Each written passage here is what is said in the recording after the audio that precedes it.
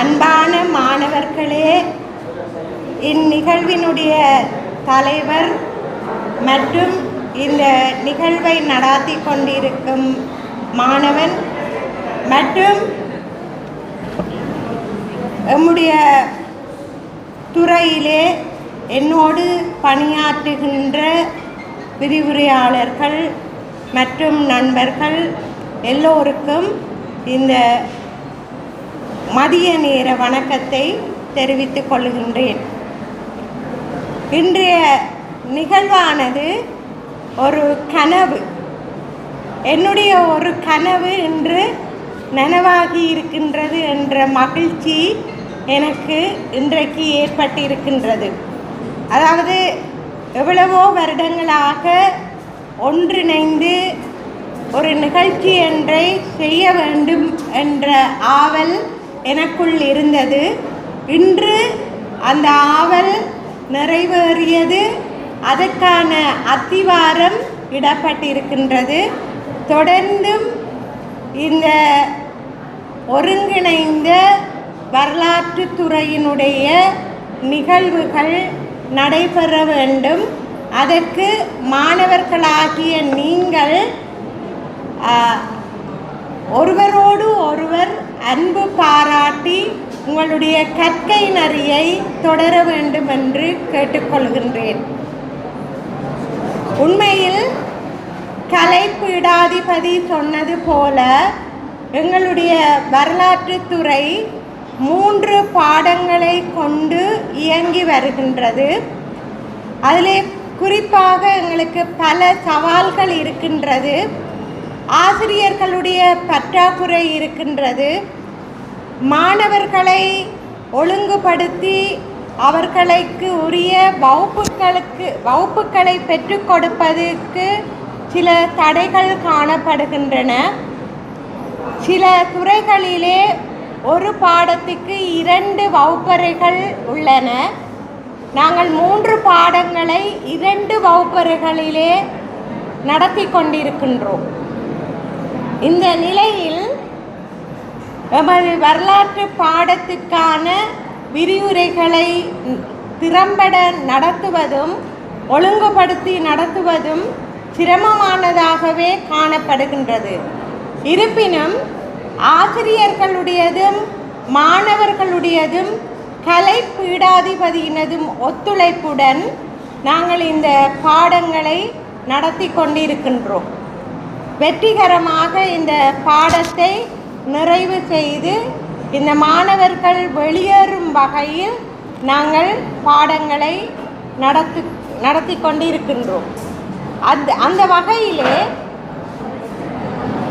எமது வரலாற்று துறையிலே வரலாற்று கழகம் வரலாற்றுக்கு பாடத்துக்கு இருப்பது போல தொல்லியல் கலாச்சார சுற்றுலா மாணவர்களுக்கும் கழகம் காணப்படுகின்றது. அந்த கழகத்தையும் விரைவில் இயங்கச் செய்து அதனூடாகவும் எமது பல்கலைக்கழகத்திலும் அதற்கு அப்பாலும் சில பணிகளை செய்வதற்கு நாங்கள் முயற்சி செய்து கொண்டிருக்கின்றோம். அதிலே திருமதி துளசிகா டினேசனுடைய பங்களிப்பு முக்கியமானதாக இருக்கின்றது. அவர் ஒரு தனி ஆசிரியராக இப்பொழுது இருந்து கொண்டு தொல்லியல் கலாச்சார சுற்றுலா மாணவர்களை வெளியிடங்களுக்கு கள ஆய்வுகளுக்கு செல்லும் பொழுது பல சிரமங்களை எதிர்கொண்ட போதிலும் அதை வெற்றிகரமாக நடத்தி கொண்டிருக்கின்றார். அவருக்கு இந்த இடத்திலே நன்றியை தெரிவித்துக் கொள்கின்றேன்.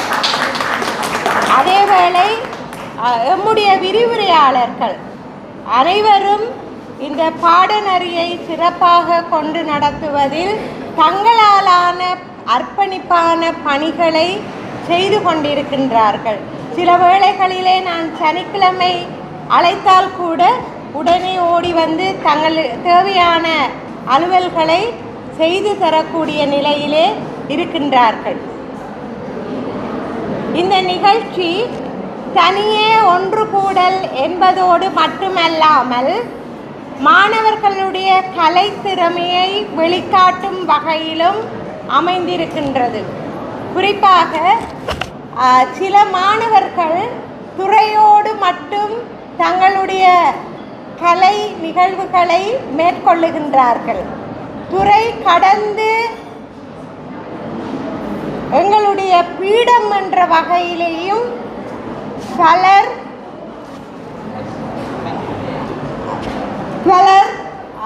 பல்வேறு செயற்பாடுகளில் ஈடுபட்டு கொண்டிருந்தாலும் பல பேருக்கு தயக்கம் இருக்கின்றது. அதாவது பீடத்தினுடைய நிகழ்ச்சிகளிலே பங்கு கொள்வதில் பலர் தயங்குகின்றனர். ஏன் அந்த தயக்கம் உங்களுக்கு என்பது என்னுடைய வினாவாக இங்கே முன்வைக்கின்றேன். நீங்கள் பீட நிகழ்வுகள் இனி நடைபெறப் போகின்றன. குறிப்பாக கலை வாரம் நடைபெறப் போகின்றது. அதிலே உங்களுடைய திறமைகளை காட்ட வேண்டும். உங்களுக்கு பல்வேறு விதமான கலை திறமைகள், விளையாட்டு திறமைகள் இருக்கின்ற பொழுது அவற்றை இங்கே பயன்படுத்துவதற்குரிய ஒரு களமாக பல்கலைக்கழகம் அமைந்து காணப்படுகின்றது. எனவே இந்த படிக்கின்ற காலகட்டத்தில் உங்களுக்கு கிடைக்கின்ற வாய்ப்புகளை சரியான வகையிலே பயன்படுத்தி கொண்டு இந்த கல்வியை நிறைவேற்ற வேண்டும் என்பது என்னுடைய அவாவாக இருக்கின்றது. உங்களுடைய பெற்றோரினதும் உங்களுடைய அவாவும் அதுவாகவே இருக்கும் என்று நம்புகின்றேன். அந்த வகையிலே இன்றைய இந்த நிகழ்வு மிகவும் சிறப்புற நடைபெறுவதற்கு மாணவர்களாகிய உங்களுடைய இந்த செயற்பாடுகள் அனைவற்றுக்கும் நான் நன்றி கூறுகின்றேன். மிக அமைதியாகவும் ஒழுங்காகவும் இந்த நிகழ்ச்சி நடைபெற்று கொண்டு இருக்கின்றதை இட்டு நான் உங்களுக்கு மனமகிழ்ச்சியை தெரிவிப்பதோடு நன்றியையும் தெரிவித்து இந்த சந்தர்ப்பத்திற்கு மீண்டும் நன்றி தெரிவித்து விடைபெறுகின்றேன். வணக்கம்.